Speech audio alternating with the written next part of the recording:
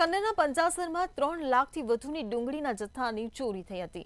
ત્યારે આ ચોરીનો ભેદ ઉકેલવામાં વાંકાનેર શહેર પોલીસને સફળતા મળી હતી।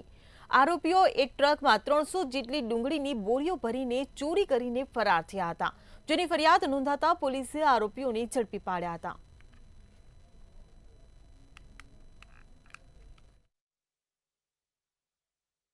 सबीर हुसैन अब्दुल भाई सरसिया जाबिर साजी भाई बादी नजरुद्दीन अली भाई बादी।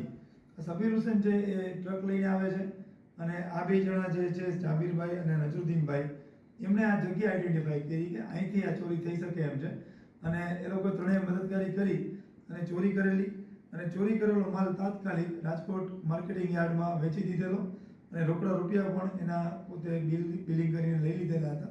तो पुलिस द्वारा आ तमाम रोकड़ रकम कब्जे करवामां आवी छे તેમજ આરોપી પાસેથી ફરિયાદીની એક ડુંગળીની બોરી પણ મળી આવી છે, તો એ પણ કબ્જે